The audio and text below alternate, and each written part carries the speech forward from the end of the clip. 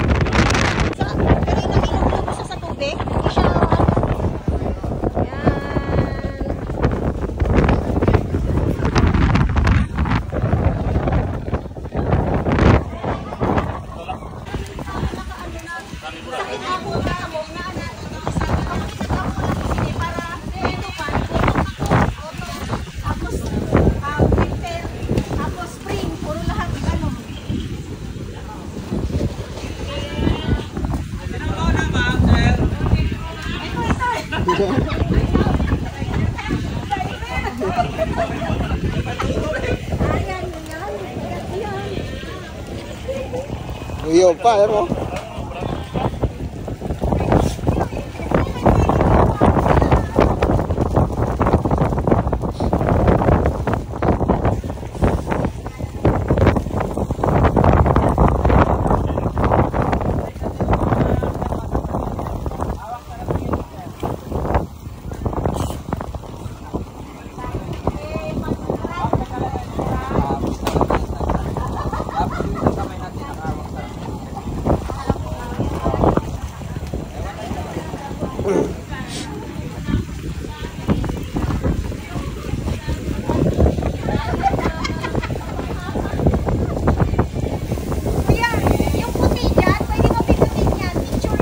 Oo nga.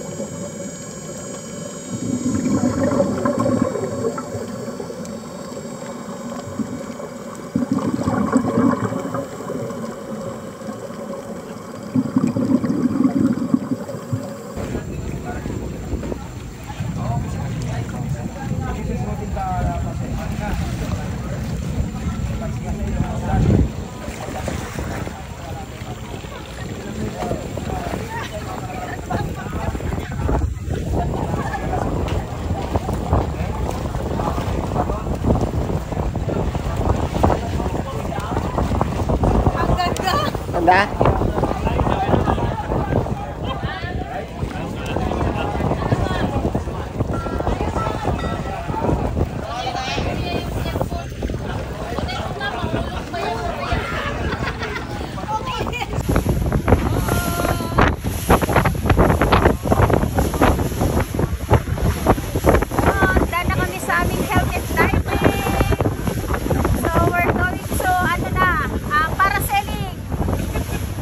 Salamat kuya, shout out kay kuya.